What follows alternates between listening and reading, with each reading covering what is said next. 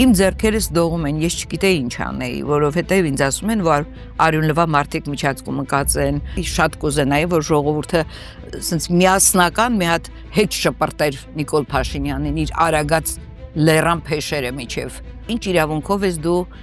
անարգում մեր արժեքները։ Ամենաանտանելին ինձ համար Արարատ Միրզոյանն է, որը ցեղասպանագետ է։ Փողից բացի ուրիշ բան իրենք չեն պատկերացնում։ Վերմակներ են այրվել, այո, դիմադրություն է ցույց տվել, այդ ոչ մի բանը տեղի չի ունեցել։ Մի քանի ժամ հետո դու ո՞նց իմացար, ոչ ծառայողական քննություն է նշանակվել, ոչ քրեական վարույթ է նախաձեռնել, ասենք, դու ինչի՞ ես այդպիսի անպատասխանատու հայտարարություններ անում։ Այս իշխանության համար մարդը ոչինչ է։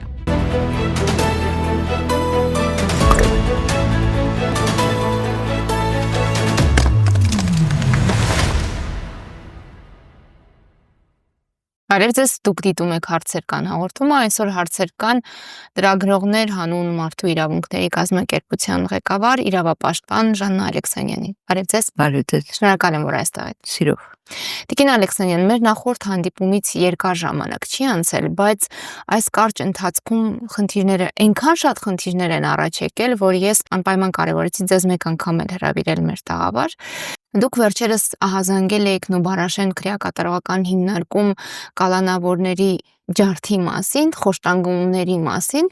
ինչին պատկան մարմինները ի պատասխան մեղքի պատճառների բոլոր սլաքները ուղղեցին դեպի կալանավորները, այդ տեսակետը դիրքորոշումը պնդեց նաև Արդարադատության նախարարը։ Եթե մի պահ հեռանանք այդ դեպքից, միջադեպից եւ ես ուղղակի հիշեցնեմ քրեակատարողական հիմնարկներում մահվան դեպքերի վիճակագրության մասին, ապա պատկերը հետեւյալը կստացվի. մինչև այս տարվա ապրիլը, այսինքն այս պահի դրությամբ, քրեակատարողական հիմնարկներում գրանցվել է 9 մահ, որոնցից 4-ը ինքնասպանություն։ Հիմա այս վիճակագրությունը ինչ է ասում Սրփուհի Գալյանի ղեկավարած համակարգի մասին։ Գիտեք ինչ, ես հիմա անմիջապես պատասխանատուն իհարկե ներկայում Սրփուհի Գալյանն է, բայց այն համակարգը, որը կար ամբողջ ընթացքում, այսպես ասած նախկիններից մինչև հիմա, գործում է գրեթե նույն համակարգը առանց փոփոխության։ Այսինքն երբ Սրփուհի Գալյանը այսպես հանդես է գալի հանրության մեջ բարեփոխումների կրող կամ ժողովրդավարական արժեքների կրող, ինքը պետք է հետ նայի ու տեսնի, թե այդ համակարգը քրեակատարողական հիմնարկը եւս Արդարադատության համակարգում է եւ առաջնահերթ ուշադրության կարիք ունի։ Այս առումով ես չեմ զգացել, որ որևէ ելույթում, որևէ խոսքում Սրփուհի Գալյանը անդրադառնա դատապարտյալների խնդիրներին։ Եվ գիտեք, երբ որ ինքը շարունակ հանդես է գալիս խաղաղության օրակարգով կամ սահմանադրության նոր փոխելու, դրանով ավելի շատ, քան այն իրական խնդիրներով, որ առաջնահերթ են իր կառույցի համար, իր ղեկավարած կառույցի համար, սա մի քիչ տարակուսելի է ինձ համար։ Եվ օրինակ հիմա կբերեմ այդ, որի մասին դուք հիշատակեցիք, ցմահդատապարտյալների մասին էր խոսքը, այդ ջարդը։ Ես անմիջապես, երբ այդ լուրը ստացա, առաջինը զանգահարել եմ քրեակատարողական հիմնարկ, ասել եմ, ես ինչ է կատարվում Նուբարաշենի 5-րդ հարկում, այնտեղ հիմնականում ցմահդատապարտյալներ են պահվում։ Եվ երկրորդը զանգահարել եմ օմբուդսմենի գրասենյակ, խնդրել եմ, որ անպայման գնան, որտեղ ահավոր վիճակ է։ Ու մարդիկ չեն պատկերացնում, երբ որ դու այդ լուրը լսում ես, ես չեք պատկերացնի, ինչ իմ ձեռքերս դողում են, ես չգիտեի ինչ անեի, որովհետև ինձ ասում են, որ արյունլվա մարդիկ միջածկում ընկած են,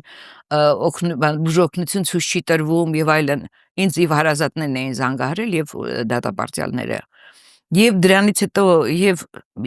շնորհակալություն ասել եմ ՄԻՊ-ին, որը շատ արագ գնաց եւ արձանագրեց խնդիրները։ Մինչ այդ քրեակատարողական հիմնարկը տարածել էր հայտարարություն, ել աշխարհի մեղքերը ձեր խոսքերով ասած բարթել էր դատապարտյալներին վրա, ու հետո այդ ամեն ինչը պնդում է Սրփուհի Գալյանը։ Ես ասեցի, որ ինքը ստում է, որ մենք ասուլիս էինք տալիս։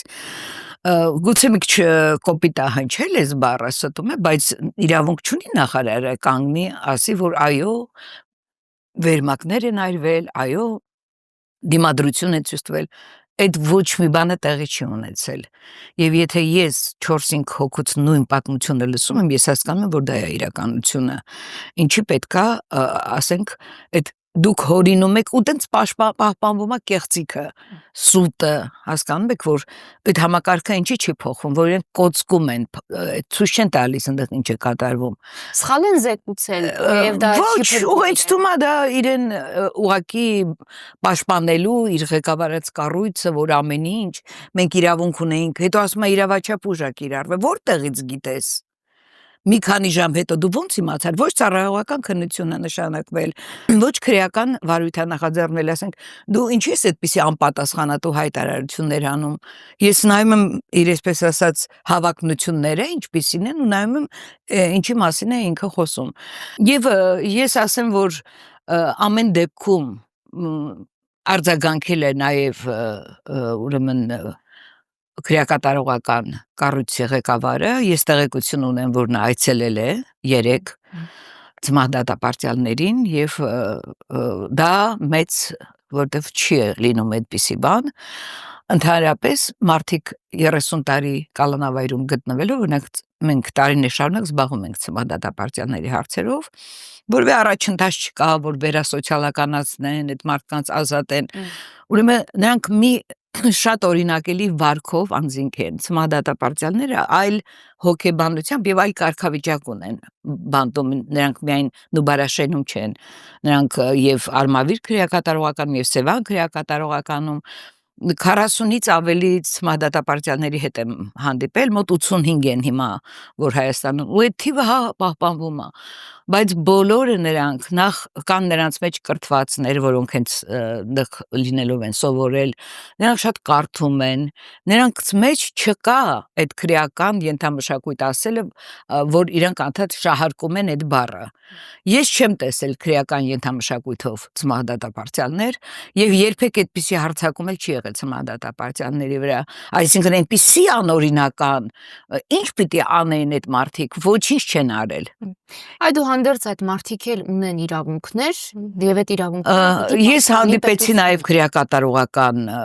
ուրեմն ծառայության պետի հետ, ես նորմալ տպավորություն ստացա, բայց ես այս նույն բաները, որ այդ կեղծիքը պետք չի ասուլիսի ժամանակ էլ ասեցի, որ նրանք մարդիկ են, ընդամենը ինչպես են, ասենք, արտասահմանում դրսում այդ երկրներում, որտեղ այդպիսի քրեակատարողական կառույցներ կան, որ ազատ, ես ինքս եղել եմ Վաշինգտոնում, Կանզասի ծանր հանցագործությունների բանտում, այդ ինչ ազատություն, ինչ օրինակ այդ Վաշինգտոնը ինքը նախնական կալանքի վայր, բայց չեք պատկերացնի ինչ պայմաններում են նրանք, որովհետև նրանց մարդ են համարում։ Տիկին Ալեքսանյան, չազատազրկված մարդկանց ինչ կերպ են վարվում մեր պետությունը, անպաշտպան մարդկանց ոնց կարելի է սպեցնազ բաց թողնել, որ մտնի ջարդը փշուրանի ամեն ինչը։ Տիկին Ալեքսանյան, նշեցիք, որ համակարգը երկար տարիներ է այս վիճակում եւ սկզբունքները, մոտեցումները չեն փոխվել, բայց կարեւոր է մի շեշտադրում անել, այս իշխանությունը եկավ ուրեմն ստանձնելու պատասխանատվություն այն լոզունգներով, որ նախկին բարքերը չեն լինելու, որ համակարգերը առողջացնելու են եւ այլն։ Հատկապես երբ շահարկում եւ թափահարում են իբրև ժողովրդավարության բաստիոնի դրոշը, առավել եւս դա պարտավորեցնում է ըստաժանվույն վարվել համակարգի հետ եւ կառավարել այդ համակարգը։ Հիմա վիճակագրությունը մահվան դեպքերի, ինքնավնասումների շատ տխրեցնող է, շատ վտանգավոր է ու դարձյալ նախկինում երբ 1-2 դեպքեր լինում, ամիսներ շարունակ այդ դեպքերի մասին իրավապաշտպանները խոսում ու ահազանգում էին։ Հիմա կարծեք դա դարձել է շատ նորմալ։ Ես ուղղակի մի նախադասությամբ ասեմ, որ այդ մահերի մասին, որ դուք ասեցիք, ես էլ գիտեմ այդ մահերի մասին, բուժ սպասարկումը, բուժ ծառայությունը, պրոբացիոն շատ վատ է աշխատում, նրանք ընդհանրապես վատ են վարվում կալանավորների, դատապարտյալների հետ, ես դա գիտեմ հացադուլներից, երբ որ մարդիկ հացադուլ են հայտարարում, նրանք բացարձակ անտարբերություն, զանգահարում ես անընդհատ, փորձում ես դրանով գոնե ուշադրությունը հրավիրես, ես ինքս զանգ եմ տալիս, բայց այնտեղ աշխատում են մարդիկ, որոնց ինչ ասեմ, ոչ մի կերպ նրանց խիղճ կամ բացարձակ չկա, նախ շատ կարևոր է ովքեր են աշխատում եւ իդեպ ասեմ, որ ես առաջի անգամ բանտում եղել եմ 98 թվականին, որը սարսափելի մի բան էր, ծմադատապարտյանների մոտ եմ հենց գնացել, բայց դրանից հետո երբ որ Դավիթ Հարությունյանն է նախարար դարձել, ինքը վերանորոգել էր այդ ամբողջ Նուբարաշենը, գիտեք, ինքը տեղից վատ բան տա, իր պայմանները շատ վատն են։ Ես տեսա, որ հարկերու այդ հարկում 5-րդ ծաղիկներ են պատուհաններին դրված, բան, դա ինձ համար անմոռանալի իհարկե։ Ու Այդ որ ինչ կլինի այդ մարդը իրեն լավ կզգա չէ, թե ինքը տեսնում է, որ իր շուրջը, ասենք այդ բարեկեցիկ միջավայր է եւ այլն։ Իսկ անդրադառնալով դրան, ես սենց այդ բուժօգնությունից սկսած ոնց են վերաբերվում մարդկանց, այս իշխանության համար մարդը ոչինչ է։ Մարդ, ասենք, գիտեք, ես նույնիսկ շատ քննադատել եմ նաեւ նախկիններին։ Այն ժամանակ էլ էր աղետալի իրավիճակներ, բայց ասենք, որ մենք չենք տեսել, որ 75 տարեկան կնոջը կարելի է ազատությունից զրկել, 3 օր պահել, երբ որ ինքը մեղքը չկա իրա, խոստում է եղել իրան, ընտրակաշարքի ենթադրել, բայց ինքը ոչ ընտրակաշարք ավեցրել, դա գործով եմ ասում, փաստաբանների խոսքով եմ ասում, այս անբարոյականությունը, առանց փաստաբանի հարցաքննելու ճգնաժամ, անբարոյականության ճգնաժամ, եւ այս ինչ ասեմ, իշխանություն ասել էլ դժվար է, այսպես նրանց անվանել, եւ այս վերաբերմունքը այդ մարդկանց, եւ մենակ այդ կնոջ օրինակը չի, արտառոց օրինակներ կան, արտառոց, կամ են խնձորը նետող արցախցին, կամ այս խոշտանգումները, որ լինում է արցախցիների, ես չեմ ասում հենց միայն նրանց, բայց նրանց նկատմամբ հատկապես չպիտի լինի։ Այդ վերաբերմունքը ընդհանրապես այն երևույթներին, որ մեզ համար զազրելի են, իրենց համար, ասենք, կարևորը, իրենք միայն իրենց են պաշտպանում։ Ես չեմ էլ ուզում անդրադառնամ նրանց այդ մտքերին, ճակերտների մեջ, եթե դա միտք է, չգիտեմ, ուղղակի անհարիր է մեր ազգին, մեր ժողովրդին, որ այդպիսի ղեկավարություն լինի, հասկանում եք, որը մարդուն ընդհանրապես ոչինչ է համարում, եւ Նիկոլ Փաշինյանը ինքը հատեց այդ գծերը, այդ սահմանները, երբ որ առաջին անգամ զոհված զինծառայողների ծնողներին եռաբլուրում քաշքշեցին, երբ որ հերոսներին նրա կինը, որ գնում է շրջաններում, նրա անկիրթ կինը, որը փորձում է կրթվել, գուցե հենց իր համար է այս արշավը կրթվելը նորաձև էլի, եւ գնում է շրջաններում այդ զինծառայողների, ես ինքս տեսել եմ տեսանյութեր, հերոսի իբր գնում է հիշատակի արարողությանը, բայց գնա այնտեղ կանգնում ցուցումներ էր տալիս, ասենք այդ գյուղի տղամարդկանց այդ դասալիքության մասին էր խոսում, այսինքն արժե զրկել ամեն ինչ հնարավոր է, իրենց արածը դա են, Հայաստանը, հայ ժողովրդին արժե զրկել եւ ինչ ասեմ, եւ գիտեք ինչ հետ չեմ ուզում, կամ ասենք Արարատ Սարը կամ չգիտեմ այդ ցեղասպանությունը, որ ամենաաղետալին է, շատ կուզենայի, որ ժողովուրդը ասենց միասնական մի հատ հետ շպրտեր Նիկոլ Փաշինյանին իր արագած լեռան փեշերը միջև, որ ասենք այս ինչ իրավունքով ես դու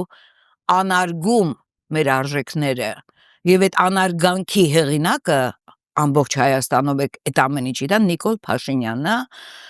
իրենց այլասերված մտածողությամբ, իր կինն էլ ունի այլասերված մտածողություն, հասկանում եք, դա սովորական չարի ու չգիտեմ դրականի ու բացասականի մասին չի։ Այս նենց հայտարարություններ են անում, որ դու ուղղակի մտածում ես չկային դասալիքներ մեզ մոտ եւ բազմիցս այդ քրեական գործեր, որ ասում էին հարուցված են, այդ սուտը եւ հետո այս սուտը շատ մեծ տեղ գրավեց։ Ես գիտեք, ինքս տենց ակտիվ մասնակից չեմ եղել հեղափոխությանը, բայց ուրախ էի, որովհետեւ այն նախորդներից գնալը այսպես ուղղակի երանություններ թվում է, բայց հիմա որ դու նայում ես թե ոնց կարող էին այսպիսի տգետ սահմանափակ մտածողությամբ եւ ոչ ինտելեկտուալ հասկանում եք բացարձակ որևէ զարգացվածության ինչ որ պաշար չունեցող ոնց կարող են նրանք մեզ ղեկավարել ինձ չգիտեմ ես ուղղակի վատ եմ զգում որ այդպիսի մեկը կարող է ինձ ասել չկա այդ օրինականության այդ պահանջները դու ոնց կարող է թույլ տաս այդ կնոջը իրան եմ հիշում ասենք հիմա 75-ամյա եւ հետախուզումը որ մտել են ջարդել են դուռը եւ նա ապրում է չքավոր պայմաններում պետության դեմքն է հա ամբողջությամբ ուղղակի անտանելի է բարոյականության ճգնաժամի մասին եք խոսում եւ դրանցում բացառիկ օրինակների մասին խոսեցիք բացառիկը միայն նեգատիվ շեշտադրմամբ Ավետիք Իշխանյանի ուրեմն քրեական գործը որը իր մահվանից հետո ոչ միայն չի կարճվել, այլ պարզվում է, որ այդ գործով, այդ գործի հիմքում հարուցված քրեական գործ կար։ Այո, Ավետիք Իշխանյանի Ես կարծում եմ, որ չհարուցեցին, ես այդպես գիտեմ։ Չէ, գրառման հետ կապված կա հարուցված քրեական գործ, որ գրառման մահ դավաճաններին։ Հա։ Եվ այդ գործը ոչ միայն չկարճեցին, այլ վերջերս մի կնոջ, որը ըստ պարզաբանման հավանել է այդ գրառումը, հրավիրել են քննչական կոմիտե հարցաքննության։ Դե ընդհանրապես մենք տեսնում ենք, որ այդ իրավապահ մարմինների նախ թշնամական վերաբերմունք եմ ես տեսնում, ես այդպես եմ գնահատում թշնամական վերաբերմունք մեր ժողովրդի մարդկանց, որոնք հայտնվում են այդ իրավապահ մարմիններում, ասենք այդ վերաբերմունքը ուղղակի կասեմ, որ թշնամական վերաբերմունք է եւ չեմ զարմանում բազմաթիվ այդպիսի դեպքեր կան իրենց պաշտպանում են այդ մեջոցներով, հա, պետության, ասենք, դե չգիտեմ դա, գուցե դա էլ է պաշտպանություն կամ ասենք մտածում են, որ ինքնահաստատվում են, որ կարող են, չգիտեմ, ես չեմ կարող մեկնաբանել նույնիսկ, ցածրորակ, չափազանց ցածրորակ, ասենք, դեմքները ոչինչ չի արտահայտում, ասենք, ես նայում Ալեն Սիմոնյանին, որը կարող է օրինականությունից խոսի, որ իրավունք չունի ընդհանրապես բերանը բացի ու խոսի, կամ, չգիտեմ, միայն փողի նկատմամբ մոլուցքն է, կամ են դեպքերը, որ խոսում են այդ կոռուպցիոն, այդ թալանի, որ չի հարուցվում գործեր, հա, դե սուտը դոմինանտ ուղղակի սենց առաջի տեղում է, բոլորը ստում են, բոլորը մտածում են, որ կարելի է ստել եւ ստում են, ամեն առումով է անբարոյական մթնոլորտը, չեք պատկերացնի, սենց ուղղակի որ ոլորտին դու նայում ես, եւ այդ հարմարվողականությունը հանձնվելը Նիկոլ Փաշինյանին ամենածիծաղելին դա է, ասենք ինչի է գնացել տենց ծառայում ստին, կեղծիքին, կրկնում նույն այդ տեքստերը, ինչ որ նա է ասում, փոխանակ ձեր պահվածքով փոխեք այդ անընդունելի համարեք այդ պահվածքը Մինչև Նիկոլ Փաշինյանը իրենք որտեղ էին, հիմա որտեղ են, ինչու պիտի դեմ գնան։ Դե չգիտեմ իրանց պատկերացումները երևի լավ ապրելու մասին, դա է, որ ոչ հեղինակություն, ոչ մի բան, կամ այս արցախցիների նկատմամբ այս վերաբերմունքը, որը հենց կառավարությունը առաջամարտիկն է այդ վերաբերմունքի, մենք տեսել ենք այն քրեական գործերը, որ հարուցվում էին քաղաքապետերի, համայնքապետերի, հասկանում եք, բացարձակապես հաշվի չառնելով, թե ինչպես են նրանք ուրեմն փրկվել մազապուրծ, ես չգիտեմ նախորդ անգամ ձեր եթերում ասել եմ, թե չէ, մենք առաջին օրվանից 19-ին, երբ որ նրանց տեղահանում էին, մենք Գորիսից սկսած, հա, մենք ամբողջ կայքում մենք ունենք փաստահավաք աշխատանք ենք արել, ամբողջ եւ դեպքեր եւ ընտանիքներ, հղի կանայք, չգիտեմ, այդ ամեն ինչը մենք արձանագրել ենք, այսպես ասած, հրապարակել ենք մեր կայքում կա եւ այդ ժամանակ էլ մենք տեսնում էինք, հասկանում եք, երբ որ մարդիկ այնտեղ, գիտեք, դեպքեր կան, որ մի ընտանիքի 4 տղամարդ է սպանվել, միանշանակ ես դա հիմա այն ժամանակ դեռ չէի մտածում, բայց հիմա ցեղասպանական գործողություններ եւ այդ ֆոնի վրա Նիկոլ Փաշինյանը ասում է անվտանգ արցախցիները դուրս են գալի հենց այդ ժամանակ երբ որ նրանց սպանում էին ասենք հա այդ օրը այդ կարևոր ինչ կարող ենք մտածել մենք այս մարդու մասին ո՞նց կարող է նա պղծել ցեղասպանության զոհերի հիշատակ անմեղ զոհերի հիշատակը իր այդ վարքագծով ամենաանտանելին ինձ համար Արարատ Միրզոյանն է, որը ցեղասպանագետ է։ Նա դիսերտացիա է պաշտպանել հենց այդ ցեղասպանության ճանաչման հարցերով։ Ինչ մտածես այս իրենց մասին, մենք ինչ կարող ենք մտածել, ասենք Հայաստանի հայերի շահերը չպաշտպանող եւ արցախցիների, գիտեք, արցախցիները դուք տեսաք թե ինչ հանրահավաք կազմակերպեցին, ոնց մեկ մարդու պես։ Իրենք այդպես են, իրենք այդպես կազմակերպված են եւ նպատակային են կան դժվարություններ ու հիմա ես տեսնում եմ էլի այդ իշխանամոլ այդ կերպարները որ էլի թիրախավորում են եւ չի գործում արդարադատության համակարգ Հայաստանը ոչ մի համակարգ չի գործում եւ ես կարծում եմ որ նրանք դիտավորյալ ոչնչացնում են բոլոր համակարգերը ձեր արձանագրումները իսկապես շատ կարեւոր են Արցախում տեղ ունեցածի վերաբերել եւ կարծում եմ որ պետություն ունենալու պարագայում հենց պետությունը ինքը կօգտվեր նրանից ինչ արել եք ձեր աշխատանքից միջազգային ատյաններում համալրելու փաստերը հարստացնելու այդ փաստերը մինչդեռ մենք ունենք իրականություն որ Հայաստանը հետ է կանչում հայցերը Ադրբեջանի դեմ եւ վերջերս ես Արամ Օրբելյանի մեկնաբանությունը լսեցի այս առիթով ասում է իրականում մարդիկ անհատներ որոնք կարող էին որպես անհատներ հայցեր ներկայացնել միջազգային ատյաններում Ադրբեջանի դեմ հայտնվել են ծուղակում Հայաստանի վարած քաղաքականության հետևանքով որովհետեւ եթե Հայաստանը հետ է կանչում հայցերը ապա այս մարդիկ այդ հետ կանչի հետևանքով քանի որ դիմումների ժամանակ անցել այլևս չեն կարող իրենց իբրև անհատներ իրավունքները պաշտպանել այսինքն սա երկու պետությունների ներողություն երկու իշխանությունների Ադրբեջանի եւ Հայաստանի իշխանությունների համագործակցությունն է Հայաստանի քաղաքացիների իրավունքները ոտնահարելու այդ մարդկանց նվաստացնելու Դե պատկերացրեք այդքանից հետո այնքան ցինիկ են դեռ կանգնում են ժողովրդավարությունից, արդարադատությունից, չէ՞ դից կանգնում ելույթներ ունենում Նիկոլ Փաշինյանը կամ մյուսները ուղղակի օտար իշխանություն հասկանում եք այս եւ բացահայտ պաշտպանել թուրքական, ադրբեջանական շահերը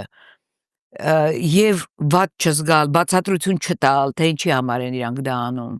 Այսքան խոսվում է դրա մասին, թող մի անգամ հերքեն, ասեն չէ, նույնիսկ այդ համարձակությունը չկա հերքելու եւ բացատրությունն էլ չկա, թե ինչի։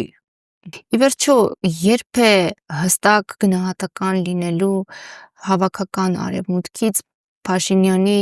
ժողովրդավարության բաստիոնի վերաբերյալ, որովհետև այս մարդը այդ դրոշը թափահարելով արժեզրկում է այն գաղափարախոսությունը, այն նորմերը, որը արևմուտքը հռչակել է իբրև դոմինանտ արժեքներ։ Գիտեք, ես մի քանի օր առաջ մի ելույթ կար, այդպեսի կարծեմ գերմանացի մի պատգամավորի կողմից, որ ասում էր, որ Հայաստանի շահերը Նիկոլ Փաշինյանը չի պաշտպանում, այդպիսի մի ելույթ կար։ Գիտեք ինչ, մենք տեսանք, ասենք Freedom House-ի զեկույցը, որ բավականին խիստ է,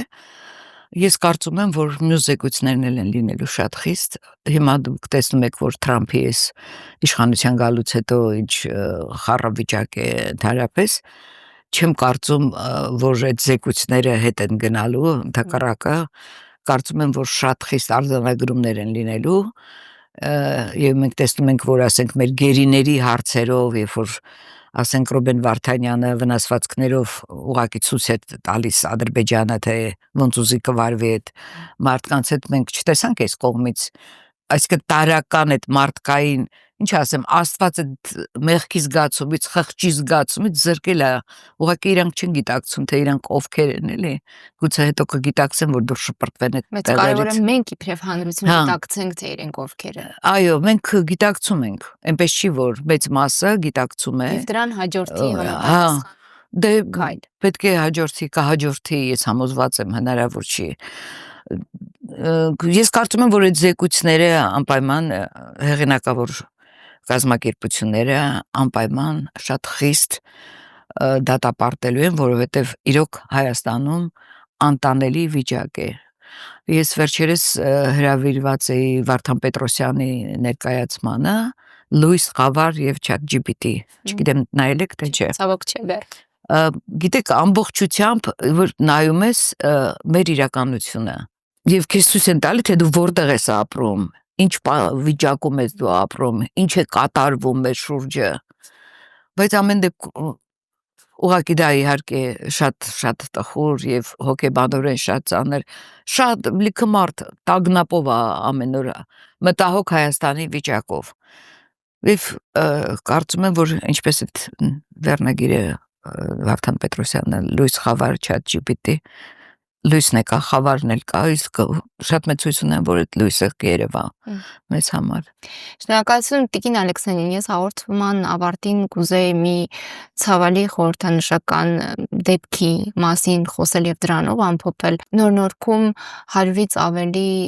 ծառերի սպանդ է տեղի ունեցել, 100-ից ավելի ծառ են հատել իբրև անտառ հիմնելու համար։ Երբ որ տեսնում ես առողջ ծառերը հատում են, նույնքան ցավ ես ապրում, որքան որ չգիտեմ, մարդուն կտեսնես վիրավոր ու չգիտեմ կոտրված ոտքով ու ողնաշարով, հա։ Ու այս ծառերի սպանդը, որը արվում է Հայաստանում, այս էկոլոգիական աղետալի վիճակը, որը կա Երևանում, իրականում հերթական անգամ ապացուցում է ու մատնանշում է այս իշխանության որևէ տեսակ արժեք չունենալը։ Ես չգիտեմ որ մարդատյաց են, ես նույնիսկ ասեի հայատյաց են, դա մենք տեսնում ենք, բայց ինչ են ուզում բնությունից, ինչու են, որն է իրանց մութ մտքերը, ես չեմ կարող մեկնաբանել, թե այդտեղ ինչ գործարքներ կա, ինչեր կա, ես միայն տեսնում եմ, որ փողից բացի ուրիշ բան իրենք չեն պատկերացնում։ Այդ մոլուցքը, Ավինյանը, ասենք, այդ սիմվոլ ոնց որ լինի, որ մեզ պարտադրեցին չբարեփոխված տրանսպորտային համակարգում 150 դրամ վճարել, որ ոչինչ չանելով, էլի։ Չգիտեմ ինչ ասեմ։ Մենք պետք է հաղթի, ինչպես ասացի։ Հա, ես դրա համար համեմատեցի։ Չի կարող Աստված մեզ լքել։ Շնորհակալություն։